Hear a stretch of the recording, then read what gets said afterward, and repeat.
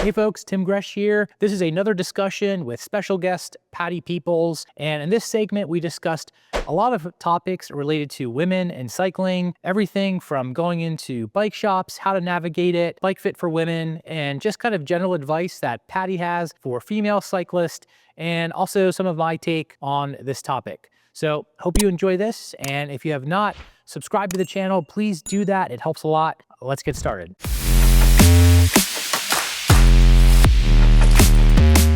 You know, how many women may not have got into cycling because it's just like a male dominated thing. It's not like all the equipment was meant for women. Right. I do remember at a point when they started making more women's stuff. There were different manufacturers that did clothing. I think in 1984, because it was the first time for women in the Olympics, an Olympic sport comes in, it booms the sport because now people are watching it, versus a bike race. They may not just turn on a bike race, but people turn on the Olympics. So you see sports that you didn't even know existed sometimes. Well, that's interesting. And then also Women's Tour de France, same year in 1984. So there was an explosion. And whenever there's an explosion in anything, manufacturers say, okay, you got to pivot. Women are coming in, do you have women specific this, women specific that? And they didn't. And so it opened up for opportunity for the current manufacturers to pivot and bring in the women, and also for women only. I know saddles have changed, size of bikes. Most men were not the same average height as the women. So a shop had a bike, they only had a few. And if more came in, it's like, sorry, I don't have that bike. You'd be losing a customer, like, no, I'll order it for you. And they are fit different. Our hips are different. Our thigh length is different. That's where the crank length comes in, because a big discussion right now is like how Pogacar won the Tour with 165s, and that's a discussion with a lot of kind of, I think, more of the male racers. But it's like, as a fitter, it's really about the shorter than those, because a smaller size person needs smaller cranks, and going from 172.5 to 170 is kind of a drop in the bucket in order to have a meaningful impact on like that leg length and the hip angles. That's where I'm finding like dipping down to 160, 155 really. Now, did he say why? Pogacar? Yeah, did he say why? Apparently that's what he uses all the time. And in the time trials this year, he did 160 in a time trial. And if you look at video of him from past years and then more recently, he's much more like steady in the seat, what I typically expect when we go shorter. Mm-hmm. Interesting. I'm going to pay attention to that. Yeah. I'm going to pull up his clip and go. Yeah, you watch like 2022-ish, and you'll just see him kind of more movement in the back, and now he's just like really still. He also pushed his seat forward, but it seems like it's all opening the hip, and just like his knee barely comes up at the top of the pedal stroke. See, and that's another thing too. And the thing is, people have a different riding style. Okay. One style does not fit everybody. And that, to me, is really obvious with running. When you see a runner, a very fast runner can shuffle sometimes. Another one has their knees up all the time. This is the efficient way to do it. And then you have the anomalies where people take that and then they tailor it themselves. Okay. Mm-hmm. And with cycling, it also would have to do with your flexibility. Flexibility in the back, flexibility of your ankle. So when you are ankling, if people have a very tight Achilles and calves, they can't really do the full ankling. And that's going to affect their power, which is going to affect their speed. So not only do you have to be fitted, take into consideration the person's flexibility. Mm-hmm. Because if they have a very tight back, they're not going to get as aero as they necessarily need to. So you have to fit according to their body type. And also like riding style. I know we were told years ago the best way to climb was be back more, and push, And then time trial in duathlons and triathlons, and just time trials in general, you were more forward. And so the angles were different. So I personally would adapt the two and go, okay. And I would just look at my speed. And how fast do I need to go to do the goal and the results that I want? And I would just adapt, my position all the time, just because if you're overloading one muscle, that's going to fatigue. But if you can adapt a little bit as you're on the bike and keep the speed up, then you're not overloading the muscle. So that also takes what fit will enable me to move on the bike, to be forward, to be back some. It's a science. Nowadays, having a professional fit person can really help everybody enjoy bike riding whether they're casual, commuter, a racer, a duathlete, a triathlete, a gravel rider or something, and make them more comfortable, and they'll stay in it more. Yeah.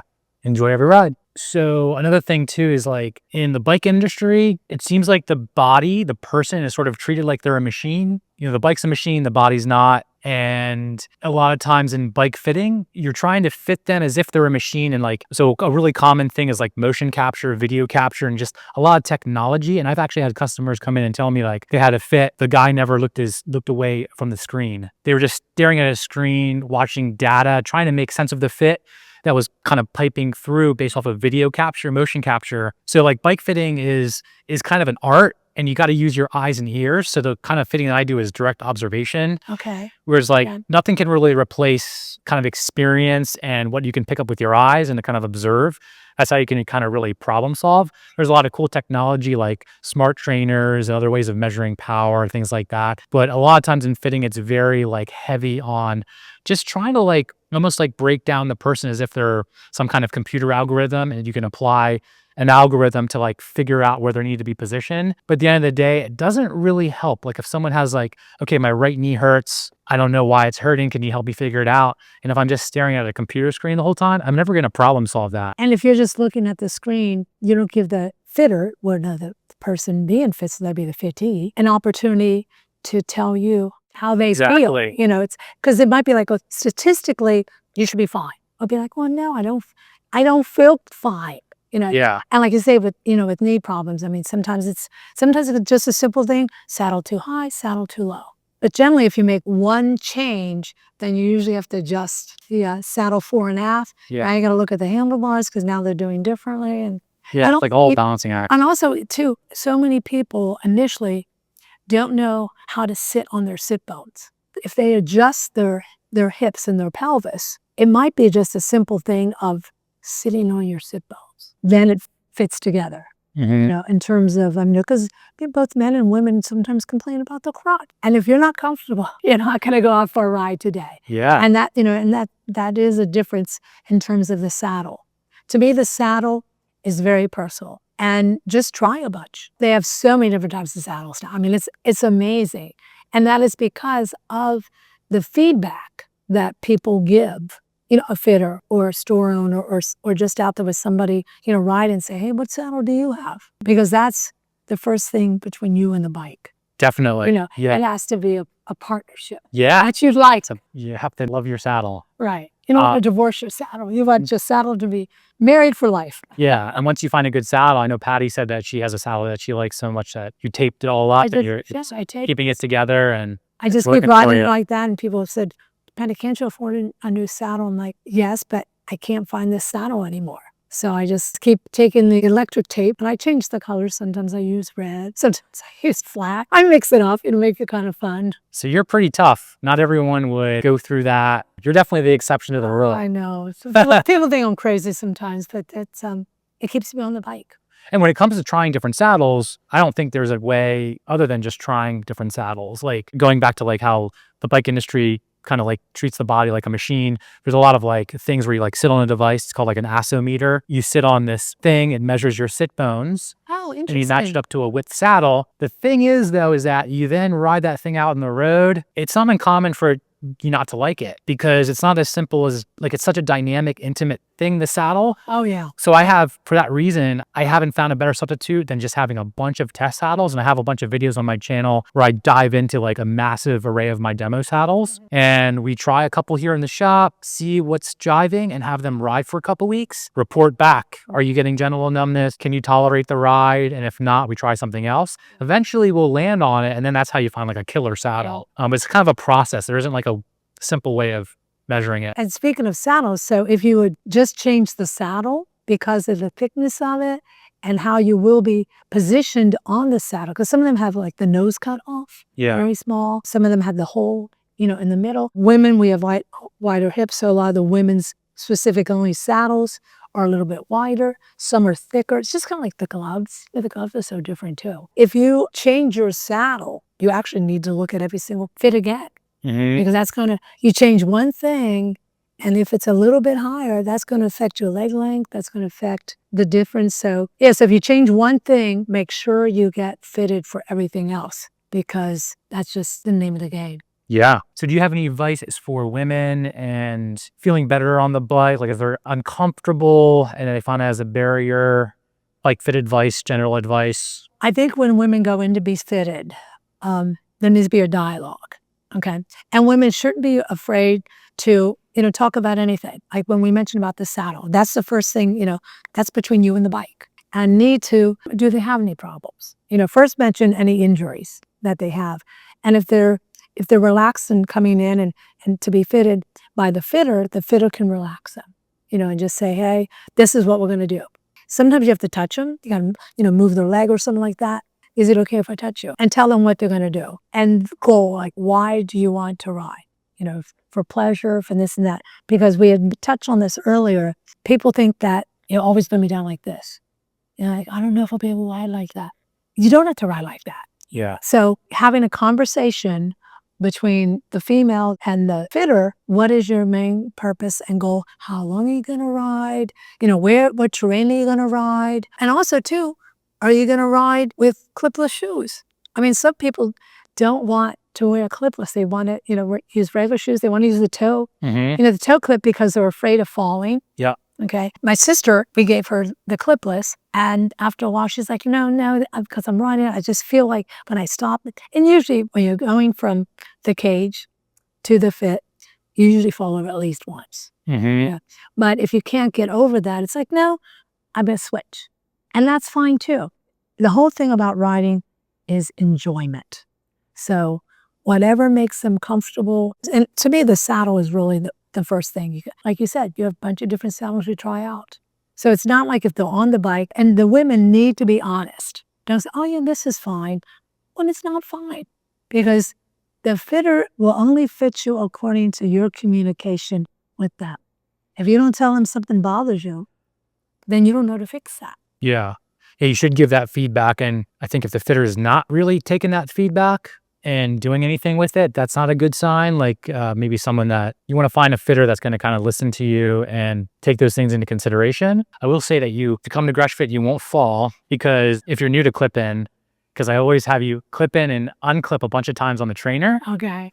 And they do that's concerning. And knowing that, people are like, oh, go there, because they do that. Yeah. So Speed Play, for example, they make really good cleats that have a light spring tension for people like under 150 pounds. That way you can unclip a lot easier, clip in, clip out a lot easier. Because a lot of pedals are made like a one size fits all, like a lot of bike equipment. Yeah. So when you have a smaller female on there and you're trying to get out, there are options to kind of make that easier. Now, Speed Play was originated in San Diego. I did know that, actually. Yeah. And I forget his name, but he was also the race director for the La Jolla Grand Prix. Okay. I haven't heard of that race. I would say that came out of triathlons. Speed Play did? I believe so. Okay. I believe so. Great pedal. Between, it was at the same time of one of the original clipless. I believe Speed Play came out before Look. Really? Yeah, that'd be a historical fact. Yeah. Look up. We'll have to Google a little. We'll fact check that. I love Speed Play is still probably the best pedal. Like as a fitter, it's so adjustable, and they have different like axle lengths. Yeah. So some people that have like their knees are coming out or whatever, really big people, like some guys that are like really big. Yeah. They need like, wider stance. And isn't the nickname the lollipop? Yeah, it's like a lollipop. Lollipop pedal. Yeah, I usually call them like a lollipop shaped pedal. And then we were talking earlier about like going into bike shops, maybe being intimidating going into a shop, like any advice for women, like kind of more of a male dominated bike shop. Like if they feel intimidated by it, like what would be your advice? Because my wife has said that she felt intimidated going to the shop sometimes. If you feel that you might be intimidated, or the reason you're not going to a bike shop or going to Bike Fit is because you just don't feel comfortable, get somebody to come with you. Get another female or even another male, but I'd say another female, because it's two women coming in and have the same interests and moral support. Or come in by yourself, just do it. Step outside your comfort zone, and just do it. And a lot of times there's another female in there, either working or in there. I think a lot of shops should have at least one female employee at all times. if they want to get the female customer, Yeah. which means profit, buying, selling, and things like that. Because the guys that are in there working, it's a business, okay? But sometimes, women would prefer to work with another woman. Because one, especially if they're talking about being uncomfortable on the saddle or on the bike, there's issues that women don't want to talk with the guy. Even a confident woman would be like, I would prefer to talk to a female because she'll understand. Just like, guys have different issues, feel more comfortable talking with the guy than talking with the female when it comes to male-specific or female-specific issues, with the bike. And even clothing, trying something on. I definitely think, if you're going to be trying on jerseys and shorts for the first time, some newbies, that it would be fun to bring a friend in, to have them say, well, how does this look? How does it, we always kind of like to check it out. And cycling clothing is tight, okay? So most women would prefer someone helping them that says, it fits this or that, versus having a guy looking at you in very fitted clothing. Yeah. Right. But I think most shops welcome women. It's not that they don't mean to intimidate, but may be perceived as intimidating. One thing all shops should do is have a very clean bathroom and have a nice place for women to try on clothes. Keep that in mind, because not a lot of guys don't necessarily try on clothes. Women, a lot of times if they're going into a shop, try on clothes, and we're used to a very nice changing room from department stores. So they expect the changing room to be a certain quality. And when it's not, they may not try it on. If they can't try it on, they're not going to buy it. And they'll just walk out of the store, thank you. And really they mean, fix your dressing room and fix your bathroom. Those are two things that I would say. If you have a clean bathroom, a nice changing area with privacy. Right. And don't make the two. Don't make the changing room be the bathroom. Yep. Interesting. I feel like that's one reason why I like having fitting under its own roof. Like I think that bike retail, like bike fitting is thought of as like something that's in a bike shop. And I grew up working in bike shops, and it's like a bike shop is a retail place. I think a fitter deserves to be kind of in their own space. That way the customer can kind of get like that one-on-one attention, really be heard, and feel like comfortable that they can ask questions and give their feedback.